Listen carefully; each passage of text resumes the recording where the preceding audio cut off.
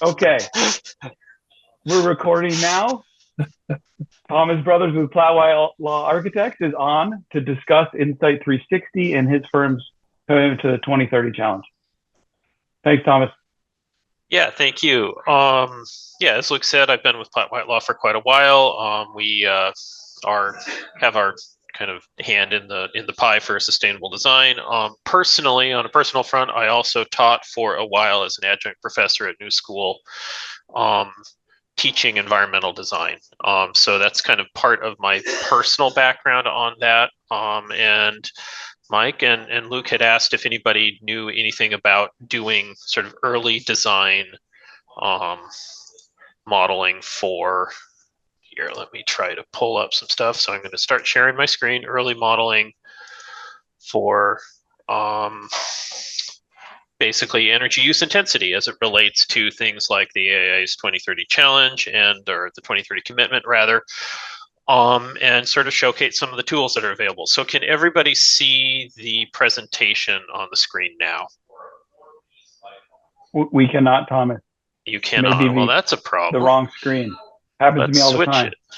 We are a small group too, so obviously if anyone has questions or feel free to interject. How about now? Can anybody see? There we go. Hey, look at that. Awesome. Okay, just had to click a button. Okay. So how about now? Can everybody see the presentation now? Yes. Awesome. Good to go. Okay. So this is the AIA 2030 COTE presentation on early energy modeling for figuring out how you're doing and where you're going and what to do with that. So just moving on. So I just wanted to give everybody kind of a brief understanding of what I'm going to talk about. I'm going to give a little bit of background on the 2030 commitment. I hope everybody here is pretty familiar with that. If you're not, that's something to look into. I'm going to give a little bit of a brief introduction to a 2030 challenge worksheet that I put together for our firm's internal use.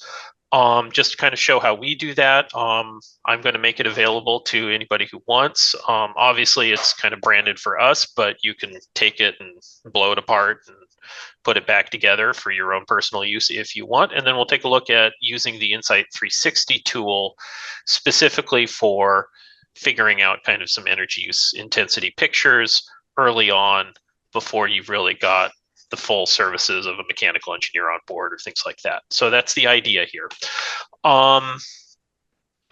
So the objectives here is to just basically illustrate how we go about things and then show a couple of tools to help do that.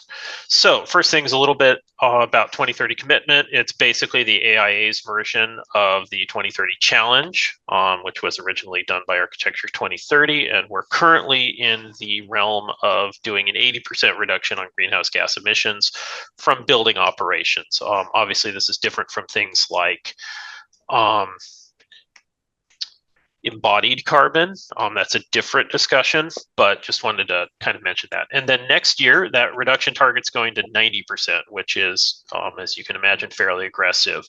I'm not talking necessarily here about things like the energy code requiring PVs on certain building uses, but that is kind of in the realm of this subject. So that's something to keep in mind. One thing that I think is worth noting is per the AIA's own reporting, the amount of designs that are being energy modeled is actually going down. At least it has been over the last 3 years. I don't know what the data is for, say, 2023. I don't know that they've done the report on that, but that is a troubling trend. If we're trying to, be proactive about figuring out how we're doing, we need to be modeling things. So that's something just to kind of keep in mind holistically. So the 2030 commitment uses the DDX, the Design Data Exchange, I believe is what the DDX stands for, to establish your targets.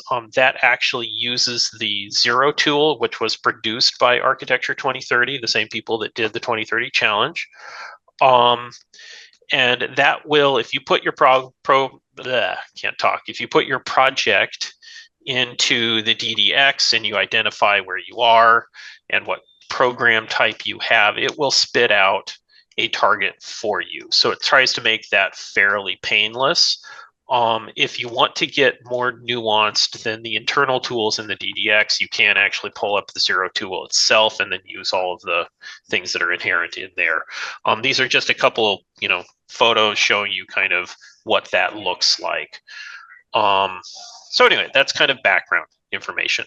What do we do here at Platt Whitelaw? So I put together and in this case, it's an Excel file, but I formatted it to look kind of like a form to help people here at the office understand how to do this. I tried to make the whole process as painless as possible so that more people would do it.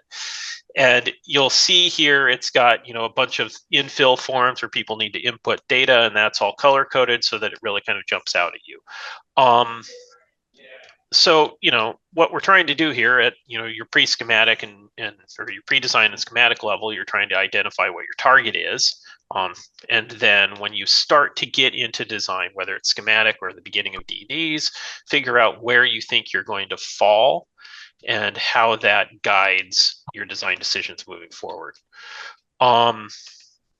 So, in my opinion, that's basically three big tasks here, right? The first one is define your target, either using the DDX or the Zero tool, and then calculate your expected energy use intensity, starting, in my opinion, with Insight 360, which in the latter part of this presentation, we'll go through and kind of talk about how you do that.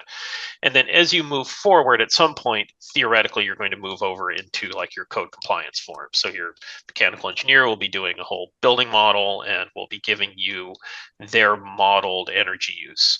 And so then you plug that in, do some adjustments for your on-site PV design and or what the source of the power that's being delivered to your project is.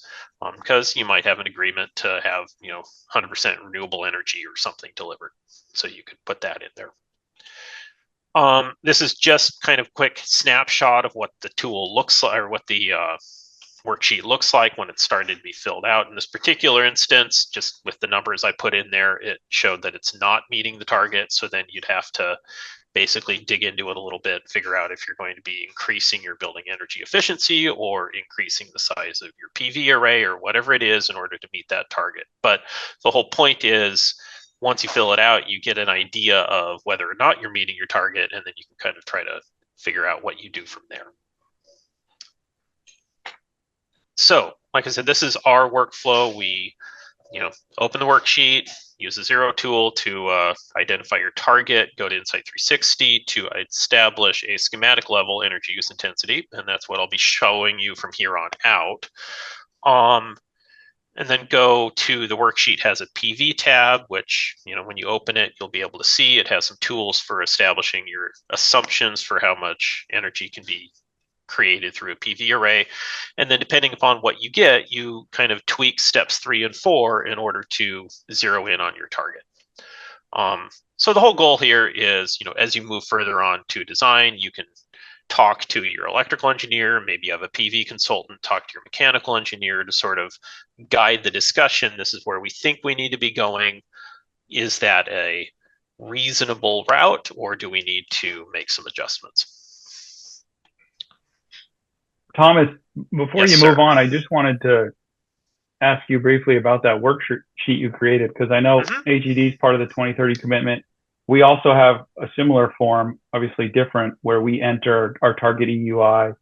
Later on, obviously after modeling, it gets more specific, and then after the project, we can measure some of that. But sure, you mentioned making it as easy as possible to make sure team members are filling it out. I think we have the same challenge at our firm. Has anything helped with that? And I guess a second question is there any kind of standard form because from AIA or part of the 2030 commitment that all firms can use? That's the challenge, I think. And it's not really in the scope of this presentation to go through the DDX as an example. I think what AIA is trying to do is to make the DDX that standard form to, here's you put in this information, and then you put in that information, and then you get an output saying, here's your target, here's how you're doing, and you can track it actually in the DDX at different points along the design process. So, where were you at schematic? Where were you at 50% CDs? Where were you at 90% CDs? And kind of figure out kind of what your performance is along there.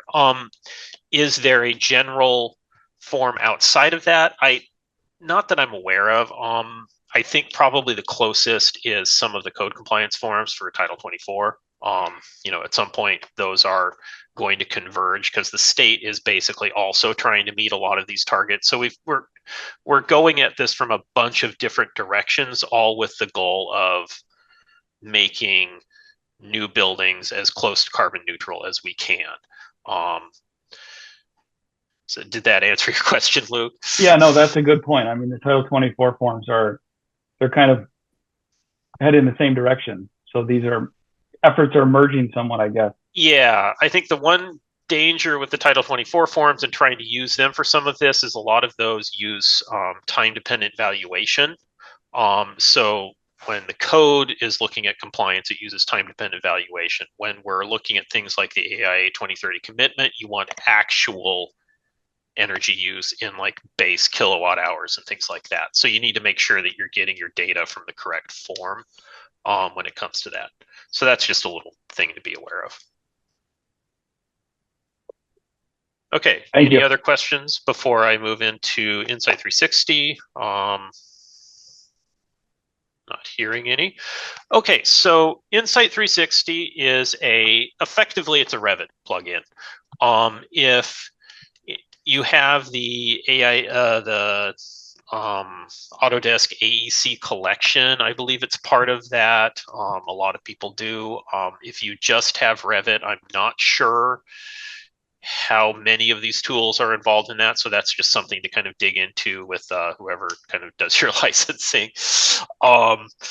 But when you open Revit, presuming that you have the correct pieces installed, you will see in the Analyze tab a little thing here called Energy Optimization. It's a little part of the taskbar at the top of your window. And time allowing, we can open up Revit and I'll show you where that is and all that kind of stuff. But it has, as you can see, 7 buttons there. Now, in my opinion, for my use as an architect, 5 of those really matter. The other 2 don't. For me, for a mechanical engineer, maybe they do, but I'm not a mechanical engineer. I'm an architect. So they are, in order of kind of how you use them. Location, which you define where your building is, which gives you your climate data. That's kind of what's going on outside of your building. Your energy settings, which kind of tell the program what the program of the building is. Are you an office? Are you a restaurant? Are you a jail? Are you a convention center? Then the Create Energy Model button takes the geometry of your Revit model and converts it into geometry that can be read by an energy modeling program. And then finally, the Generate button generates that energy model and then gives you some output for what your expected energy use actually it is. And then finally, Optimize goes and takes you to the website to be able to see what that output is and then be able to tweak it so that you get sort of a more nuanced read on what you think your project is actually going to be. So I'm going to go ahead and kind of walk you through each of those. And I wanted to do that because in my experience, somebody doesn't do this for 2 months and then, you remember, oh, geez, how is that supposed to work? And it can be kind of hard to pick it up again. So location, like I said, it's pretty basic. You just pick the location where your project is. In my experience, I like picking the actual internet mapping service option rather than default city list, because if you just pick like Boston or something, that's great, but I like being able to zero in on exactly where my project address is. For reference, 2251 San Diego Avenue, that's our office. So that's just in there as an example. When you pick it, you will see a host of weather stations you can choose from. And so that's what those various icons are on the screen. There is the weather stations that are available. Where a lot of the meat is then is in the energy settings. In my opinion, the one that really matters the most, and unfortunately it's hidden under advanced settings, which is kind of irritating to me, but that's a personal grump, is the building type. Because again, that's what defines what kind of project we have. If you're an office and you don't need to change it because it defaults to office, fine. But if you're something else, like you're a K-12 school, or in this case, I set it to like a dining cafeteria fast food project, those really matter because those different kinds of buildings use very radically different amounts of energy. A fast food joint is not going to be using nearly the same kind of energy as an office, and vice versa. So if you do nothing else in energy settings, check that. Make sure your building type is correct. The rest of these, I don't usually touch, although you can, depending upon the specifics of your project or what your model looks like. Maybe you've got a funky looking building and you want to tighten up the analytical resolution on that model so that you catch some of the different planes of your model more effectively. So that's the analytical space resolution and the surface resolution as an example. Beyond that, I'm not going to get into a lot of the details in this, but like I said, the big thing is the building type under building data, and in order to get there, you have to hit the edit button for advanced options. So once you've done that, then you click on the button that says create energy model. If you already have one, the button changes to delete energy model, FYI. But so you click on it and it says, hey, this might take a little bit of time. Make sure that you're not in the middle of something. And so then you say, create energy model. In this case, this is just like a basic building that I created just to sort of showcase the tool. And I put a bunch of funky windows on the south elevation, and we'll see why in a moment. I just wanted to do that as a case study.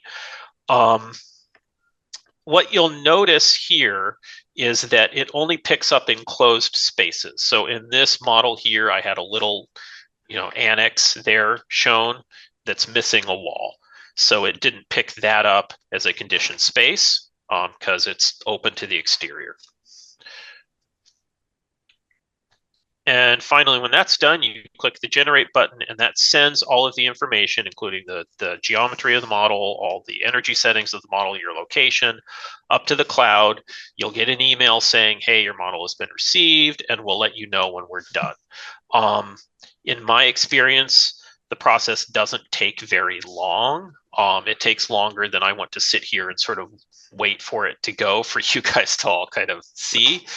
But at most, in my experience, it's like half an hour, which is no time at all compared to how long a lot of these used to take. And back in the day, you'd hit calculate and you go home for the day and then come back in the morning, and hopefully you didn't have an error. So it's really nice that we're getting faster and faster with this. So there you go. So you get an email saying you've got the data, and then it will give you some output. So in this particular instance here, what I'm showing you is what you see once you click the optimize button, but I wanted to put it here just so you kind of get an understanding of what it's actually going to be doing. So here's an example of the building, and you'll notice it looks very similar to the energy model picture that I showed earlier with the blue box. But anything that isn't specifically tied to a conditioned space gets treated as a shading object. And so in this case, that building that was against the building that I was modeling just gets treated as a bunch of shading devices. If you had a outdoor patio on your roof with a trellis structure or something, you could model that, and that would be treated as a shading device too. So just so you understand kind of what it picks up, and then it picks up all the funky little windows I put on there. So that's what's getting used online to model the energy use intensity of the building. So then you click that optimize button, and it goes to the website where you will see a bunch of little tabs that look like this. This is the roof construction tab, and then if you click on it, it will open up this selection process here where you can decide what choices you want it to use as assumptions for, in this case, your roof assembly. If you're not getting very useful data on this, you might want to open up the settings in the tool, in the Insight 360 tool, and just make sure you're using settings that give you output that you want. So it might, for example, be defaulting to dollars or something, which mean, is useful if you're trying to talk to, a client about how much money they're going to save based on their energy use. But for our purposes here, it doesn't really tell us what we want. So we want to make sure we're on energy use intensity. And in my case, we're using imperial. I'm not using metric. So that's just something to be aware of, because when you first go in there, you might just see a bunch of stuff that you don't really know what to do with. So a little bit of information about each of those tabs. When you get into them, there is always an option that is labeled BIM, and that's what's taken from your actual Revit model with those energy settings, and it says this is what you have. And so in this case, the BIM option is equivalent to the ASHRAE package system option, so that's what it's labeling. So that's what it's modeling as your default. And then you can see, like a lot of other options here, in this particular instance, this is your HVAC system that I've zeroed in on. And so you can decide if, you think that you're going to have high efficiency heat pumps, well, you zero in on that option, and then it'll update your output accordingly. And then ultimately what it does is it gives you sort of an aggregate total of all of the options combined. And so what you're seeing here, again, because it's taking a range of options, is you're seeing a high end and a low end and an assumed average. And so the high end is if you picked all of the worst case examples, like we have an uninsulated roof, we have no PVs, we have an uninsulated wall, we have single pane windows, we've got 100% windows everywhere. You'd be using 265 kBTU per square foot per year. If you went the other direction and you picked all the most efficient options, you'd be down to 64. And then the assumed mean right now is 123. So after I go through and I zero in on what I think are reasonable assumptions, and I'm not always picking one exact assembly. I'm not saying, okay, we're using this specific wall assembly. I'll just go, okay, well, we know we're going to have insulation in the wall. So I'll crop out the uninsulated option so that it doesn't include that in what it's doing. And then eventually it'll give me a more, nuanced range here. And then the average is what I use when I'm assuming what I think a good schematic energy use intensity for the building is. And that's what I bring over into that worksheet and say, okay, this is my assumed energy use intensity. Now let's figure out how that performs based upon what we think we can do for a photovoltaic array or other planning level assumptions. And then that helps me kind of understand where we're headed. Are we going to have a problem? Do we need to attack the building envelope more aggressively than we normally would? Or are we doing pretty good and we can just kind of business as usual move forward? So that's the PowerPoint part of this. Now I wanted to go in and kind of look at some of the actual tools. So we'll go ahead and end that slideshow. So you guys can all see the Revit model, I hope. Yep. Yeah, okay. So this is the Revit model, and in this case, you're seeing, the view of that analytical model that was created. So in Revit, you've got a bunch of different tabs, and it normally defaults to, let's see here. I'm going to minimize this so I can actually see the top, because right now the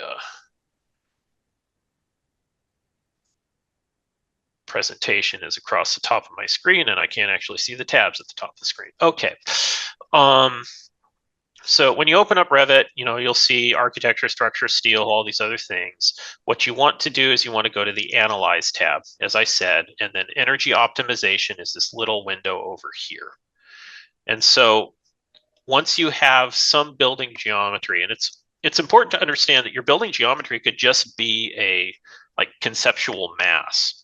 It will run if you just have a mass rectangle and you say that's my building. So you can literally do that early in the design process, and you can just do a bunch of different building masses and compare them. So that's something to be aware of. However, if you've got actual modeled architectural objects like walls and floors and roofs and windows and all of that, it will model that as well. And so that's where like I said, you define where your address is. I'm not going to do all of this, but that's where if you go into your energy settings, which is this button here, click, I'm sorry, this setting here is where that matters. So it defaults to use conceptual masses and building elements. So it'll pick up either one. You can tell it to only use building elements. So if you've got your building and then you've got some other, neighboring buildings modeled as masses and you don't want that to pick those up, then you change it to use building elements. So that's, and again, like I said, I already kind of spelled out how you go through those different options. I'm not going to recreate the whole process here, but I just wanted to show you, again, that's where it is. Use those buttons, click this to generate, like I said, once you've got a model, this deletes the one you have. So if you wanted to, you've radically changed your building, you've added some extra rooms, you've raised a roof or something, and you want to just blitz it and start over, that's the button to do it.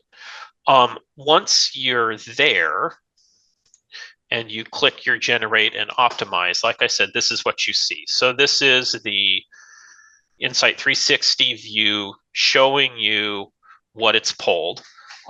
Back in the day when it was Green Building Studio used to be the tool that then turned into Insight 360. There was a way to export the geometry from this so that a mechanical engineer could import it into Energy Pro.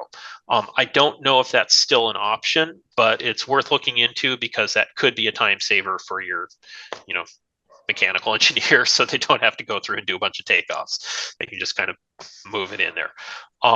Something to check on anyway. So like I said, this is the, your benchmark comparison. This is kind of the macro output view here. This tells you kind of how things have changed over time as you make new decisions. And then the rest of these, like I said, these are the things you can click on and define something more nuanced. So in this case, I haven't really made any selections at all, but so you can click on one of these and you can say, okay, well, in my case, I know we're not going to be operating this building 24/7, so I'll decide that, you know what, we're going to be operating this building, 6 days a week and, 12 hours a day. That makes sense. So I'll pick that and bingo. That's been, that's curious. Then it zeroes in on that specific option and it will update your output based on that. In my case, I often don't really do a whole lot with this because I'm not the mechanical engineer and I'm just trying to kind of deal with the things that I have control over. But if you think you know what your mechanical system is going to be, maybe you get more nuanced with this. Like I said, in my case, I'm just leaving it alone. I leave plug load alone too, because I don't necessarily know what the plug loads are going to be. Maybe you do. That's great. Oh, I lied. I got rid of the uninsulated roof. Yes, sir. Thomas, is that plug load based on the building type? Or yes. is it just the standard default for all projects? So in this case, I presume that the plug load that is the BIM one here is based upon the energy settings of the building type that I plugged in. And then you can override it with some specific watt per square footage plug loads. So if you know that you're going to be on the low end here, you could, dial it in based on that. But again, in my case, I don't really know, so I just leave it untouched. Gotcha. And again, the whole idea here is you start kind of zeroing in on what you think you have easy control over. You do that as the low-hanging fruit, and then you see if you have a problem or not. If you do have a problem, then you have to start kind of digging in a little bit more. And maybe you call up the electrical engineer. You say, well, what is our plug load really? Or, what can we do for, lighting efficiency or things like that. As an example, in lighting efficiency, I always make this go all the way down because meeting Title 24, that's basically where you're going to be. So I always make that assumption. Roof construction. The other thing that these often do is they will help you understand kind of how much of a difference some of these different options might make.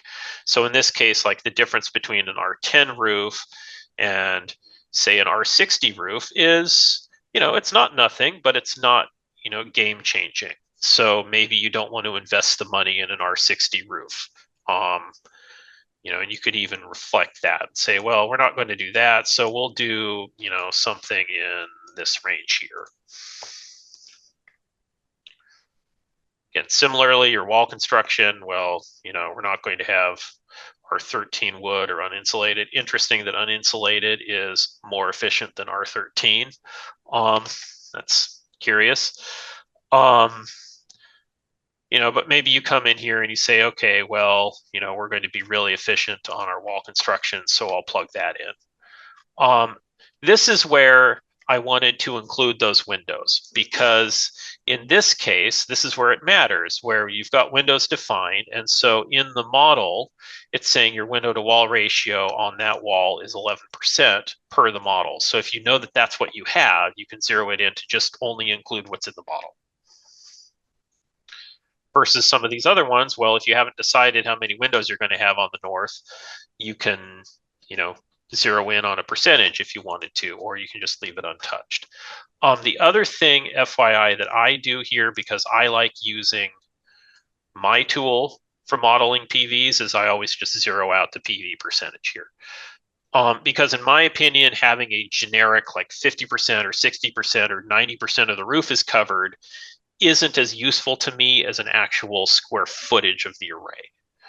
I like knowing, we're going to put in a 3,000 square foot array, or we're going to put in a 12,000 square foot array.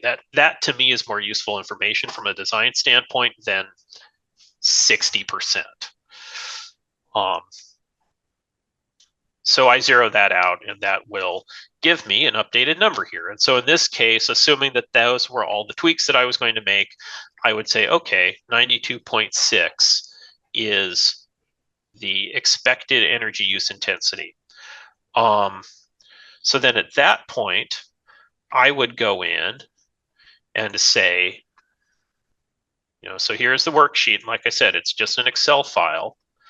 And again, what was this, like a cafeteria? So we're going to say this is a fast food service, which it already fills that in. And we're going to say it's for 10,000 square feet. Why not? And then we want to be 80%. So that's our target. 83.6 is our target energy use intensity. I had modeled it at 92.6. So I go in here and I say 92.6 is what I found. So in order to get that, I need 271.271.395. 271.395. And I'll zero out the therms. So that gets me a base building energy use intensity of 92.6, which you will see matches the output from the Insight 360 tool. Then at that point, you have to figure out, okay, well, what are our adjustments? Because obviously 92.6 is higher than 83.6. So, can you assume that we're using, that our utility is providing some power that is renewable? Well, you plug that in, and in this case, in the tool, I included some standard utility renewable rates for the big three in the state of California, as well as a link to the reporting site where that's reported. And then this here uses the PV calculator tab, which I set up here, which basically you define, and this is hard to see when I've got it split screen, you define an area of your PVs. At the time, Solar Ready was a thing. It's not anymore, so ignore that particular tab there. But you define your areas of photovoltaics, and I had a bunch of different areas. So if you've got 3 different arrays spread around your building, you can just put those 3 different square feet in there. And then the other thing that I need to include in order to make this work is the actual irradiance hitting your roof for your location for your project. And in that case, I had a link to the National Renewable Energy Laboratory solar energy map. And that pulls up this website here where you can zero in on, wherever your project is. Let's say you had a project in Arizona, you could figure out what the energy available at that site is in order to then use that. In my case, I'm just going to plug in like 6,000. That's a generic number. And I'm going to say that, I've got 2,000 square feet of panels. So then that gives you an energy output assumption for an array of 2,000 square feet with that particular energy hitting the site. And then that'll incorporate this here. I suspect that the numbers that I'm putting in here are a little bit flawed somehow. I suspect I'm not actually modeling a food service establishment on the Insight 360 there. I'd have to double check that, because usually you're not going to hit it just with your utility renewable rate. Usually you'll end up needing to be a little bit more aggressive on your PV array and whatnot. But that's in general, and I know I went through a bunch of stuff really, really quickly, but that's in general the process that we follow here at our firm. So, use Revit, use Insight 360, use the Zero tool, or in this case, like I said, I just happened to pick a example that was already hard coded. So when I set this up, when you went to the Architecture 2030 site, when they first put out the 2030 challenge, they had a matrix that had certain program types where they just defined a median site energy use, site energy use intensity as your baseline. So in this form here, some of them just plug that in because that was already defined by Architecture 2030. Some of them, for example, if I pick like a K-12 school, well, then that needs to go to the Zero tool and you need to plug in your information in order to get your baseline, which for schools is often something like 88. And then that's how you would define your target there. And in this case, if I'm using 92.6, obviously we're nowhere near close. So that's the process, like I said. So you get your target, you get your schematic level EUI using Insight 360, and then you plug that into this in order to figure out how you're performing and what you need to do based upon that information. And like I said, in this particular instance, if this was actually a school and our building was using 92.6 kBTU per square foot per year, that would be a problem, a major problem. So that's the general overview. So I guess I'll just open it for questions, and if people want to ask me to poke things. Thomas, I have a question. This is Selena. Sure. Thanks for the presentation. This is great.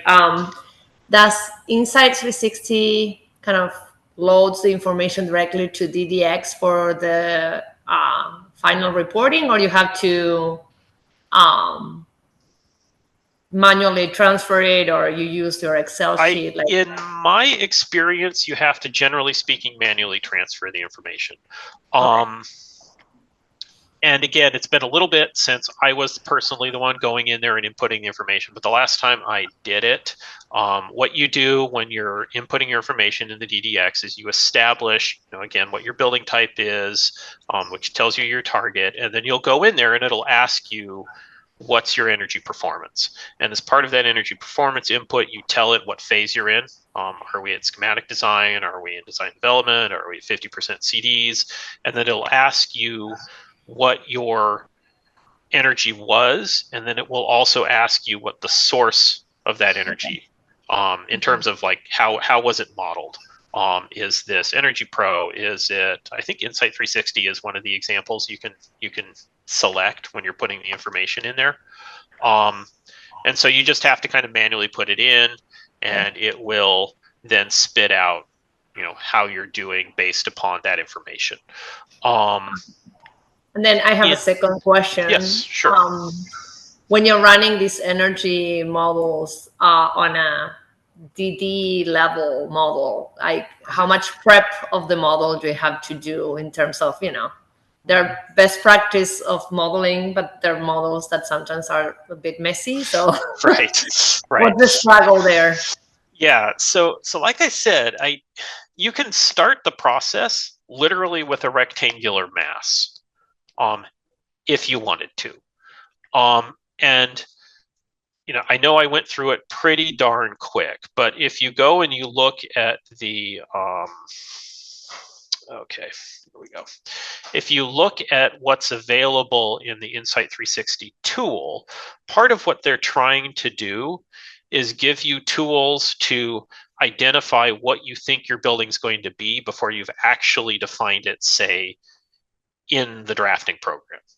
So you've got generic walls in your model. You haven't defined if it's CMU, if it's steel stud, if it's, exterior plaster, right? Whatever your assembly ultimately is going to be. You haven't defined any of that. But this helps you kind of understand what some of those decisions are going to mean. So if you go and you look at, say, your, where is wall construction? I'm sure it's in here, right in the middle, duh. So if you look at wall construction here, and sorry, I'll close this because that doesn't actually show it as well. The BIM value here is just a generic number that's generated based upon the energy settings in the model, which I didn't change at all. But what you can see here is that if you had no insulation at all, if you had R13 wood, if you had these various different sort of standard generic assemblies, how that would affect your performance. And so before you even go through the process of doing any of that drafting work, you can decide, well, you know what, I think we should be, targeting R38 wood, or you, if you open up the supplemental information in the energy code and you figure out like what a, standard prescriptive U value for a wall assembly would be per Title 24 for your climate zone. And you can just plug that in. You can say, okay, well, we're going to be something like this wall assembly because that's the prescriptive assembly for Title 24. Before, again, you've done any of that work in the model itself. If you have done that, however, if you've got a more developed model that's got actual wall assemblies that are defined, if your Revit materials have energy information embedded in them, which a lot of them do. A lot of the out-of-the-box Revit materials have that information included. So it'll have things like the R value. It'll have things like I'm blanking on the term, but basically the amount of energy that it will hold per like if you've got like a thermal mass or something, it can define that as well. So if you have that defined in your model, and again, you set your Insight 360 energy settings to use your building elements, then this BIM item for Insight 360 will be representing what your actual modeled components are. So that's worth knowing too. However, in my experience, by the time you're at that level of development, you've got a mechanical engineer that's doing all of that anyway. So kind of doing that is kind of putting the cart in front of the horse in my experience. But, depending upon what you're doing and what your project type is and who all's on your team, that might change for you. So just something to keep in mind. I know I did a lot of talking around that, but I hope I answered your question. Yeah, Thomas, I think part of that equation, and maybe what Selena was getting at, if you're at a design development level and you have, you're getting into the details of the Revit components, is there a certain amount of cleanup that's needed to keep using Insight 360? Because as you said, at some point you kind of transition out of Insight 360 and into Energy Pro or whatever the mechanical engineer is using, right? This is for early stages of design. Yeah. So, like I said, if you've got just a mass, then the mass is what's used. But if you're using building components to model your building, critically, the thing that matters more than anything else is that your building volume is enclosed. So if you're missing the floor or part of your building doesn't have a roof, that will matter. And at the very least, that needs to get cleaned up. And that's part of the reason why when you do your generate, you want to look at it. Because if you realize, whoops, this was supposed to be part of my model over here, what's going on? And then you can zero in on that, fix it, and then redo your energy model. However, if you've got, like I said, a building that's got some funky planes or some things that don't quite close, or you're worried about whether or not it's really picking up the geometry, that's where you go into energy settings and you can define things like your resolution, how much of a void it allows you to have before it sort of starts throwing up errors, as an example. So in this case, like it'll just kind of ignore a void of 6 feet. So it'll just kind of assume that there's something there. Horizontal voids thresholds too, like 1 square foot. So if you've got, so you can monkey with those in order to make sure that the model that you're using gives you actual output without having to sort of go through and sort of clean up the model comprehensively.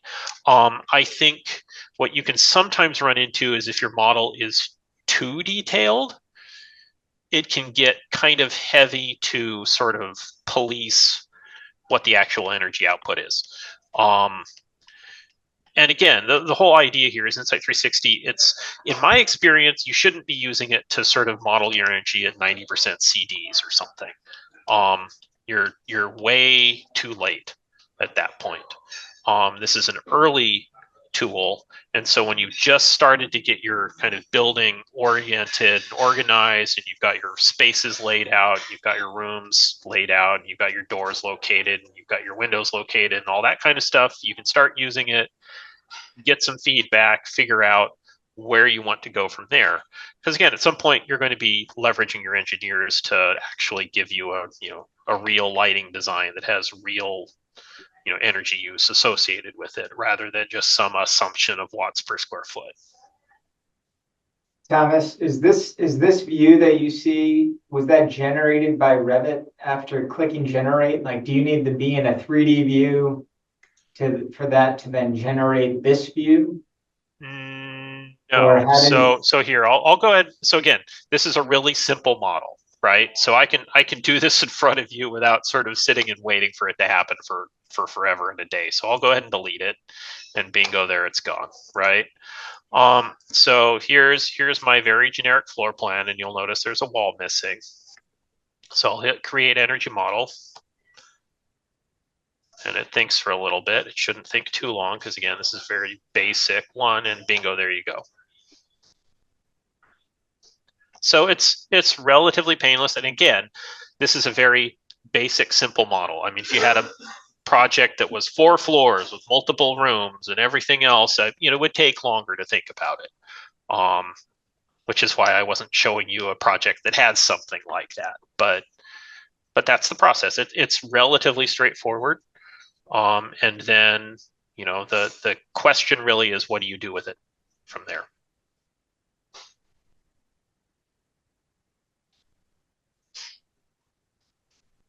Thanks a lot, Thomas. I have a million more questions probably, but that was that was fantastic, very helpful, a great step-by-step guide. We have a few minutes left. I think we can worry about hitting the agenda and future COTE events at our next meeting, which will be September 4th. For everyone, hopefully you can join. But are there any other questions for Thomas? Looks like Ione has joined as well. Ione.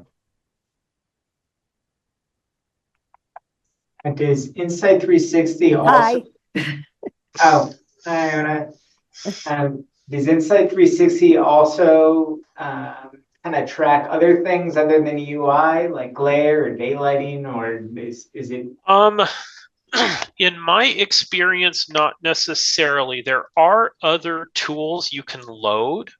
I don't think I have them loaded right now, so I can't necessarily open them up and look at them. But there are some other tools that you can load. And I think part of the challenge is a lot of them are sort of in their kind of draft phase or their testing phase with Autodesk, where you can do things like model, for example, the expected daylight inside of a building. I've tinkered with that before. So you can look at sort of where your windows are. You can look at where, if you have light shelves or other things like that in order to figure out whether or not you are getting good coverage for daylight. It doesn't necessarily model water use in my experience. I think Green Building Studio used to, but again, they've kind of taken what used to be Green Building Studio and they focused it mostly on just energy use. So if you want to look at water use in your building or something like that, I'm not familiar with there being an easy schematic level tool for that. There probably is somewhere. I'm just not familiar with it personally.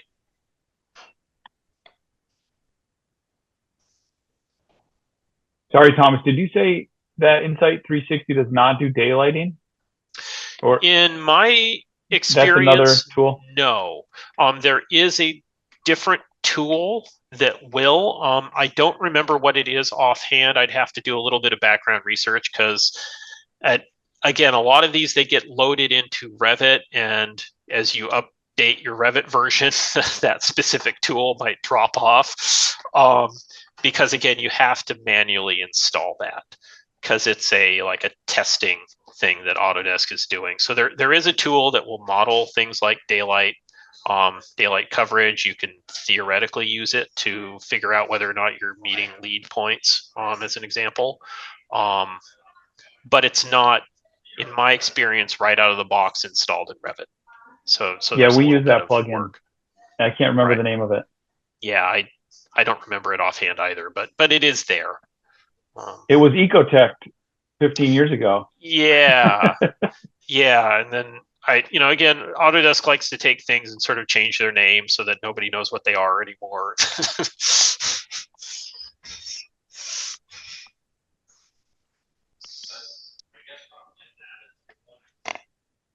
Okay, what do you think, Michael? Yeah. We calling it? Last call on questions? Any final questions?